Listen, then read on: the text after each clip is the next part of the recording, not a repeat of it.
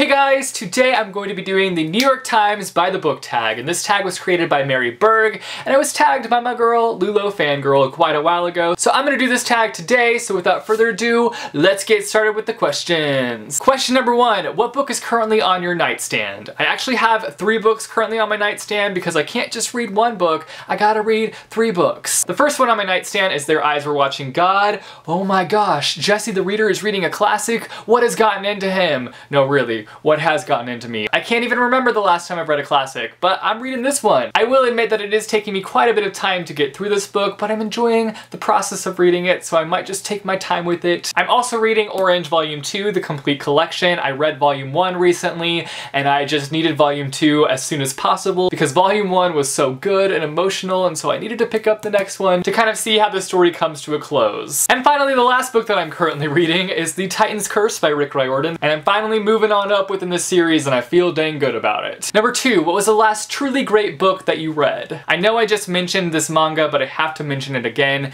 and that is Orange Volume 1, the complete collection. I was not expecting to love this manga as much as I did, and I wasn't expecting to feel all the emotions that I felt throughout this manga. Essentially, in this manga, we follow this girl who has received a letter from her future self. There's a tragedy that has taken place in her life, and so her future self has written this letter to her in order to prevent this tragedy from happening, and it's just such a great story. The characters are just so amazing in this manga, and I just need more people to read this so that they know how I'm feeling right now and we can just like bond over this book because it's so great. Number 3, if you could meet any writer, dead or alive, who would it be? And what would you want to know from them? For me, it would have to be Lemony Snicket, the author of the A Series of Unfortunate Events series. That series for me as a kid really sparked my love for reading. So I would love just to get the opportunity to like go out to lunch with him and just talk with him. I have actually seen him before. I saw him at YALLFest, but I just didn't have the courage to go up to him and talk to him. So I don't know why I'm thinking that I could just go out to lunch with him and just like have a conversation, because I would probably just like freeze up and be like, "You're Lemony Snicket." And the question that I would have for him, I feel like he wouldn't answer, and that is, what are the Baudelaires up to? I feel like I didn't get enough closure with that last book, and I want to know where their lives ended up. Number 4, what book might we be surprised to find on your bookshelf? I feel like probably this Guide to Marine Mammals of the World. I've had this since I was like 8 years old. At that time in my life, I had this weird obsession with manatees. I know that that is so random,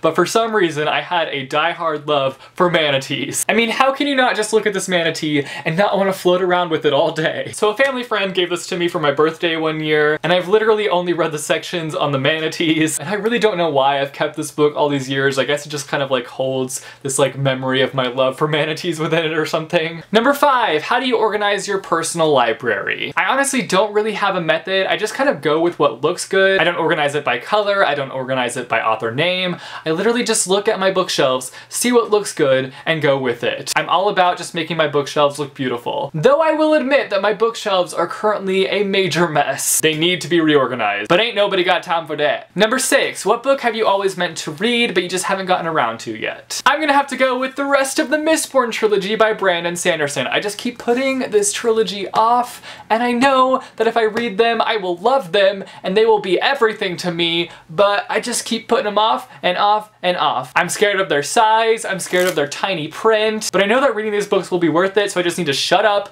and read these dang books. Number 7, disappointing, overrated, just not good. What book did you feel like you were supposed to like but just didn't? I never go into a book feeling like I'm supposed to like it, but I did go into this book hoping that I would enjoy it. Now here's the thing, if you love this book, that's fine. This book just wasn't for me. That is Half Bad by Sally Green. There's a blurb on this book that says it's utterly compelling, and that's the problem that I had with this book, is that I just felt like it wasn't that compelling. It is a very unique story and the writing is very different, but this book just wasn't for me. Number 8, what kind of stories are you drawn to, and what stories do you kind of stay clear of? I am definitely a lover of coming of age stories. Those tend to always be my favorite stories, and I definitely steer clear of paranormal romance. That's just not my thing. Number 9, if you could require the president to read one book, what book would it be?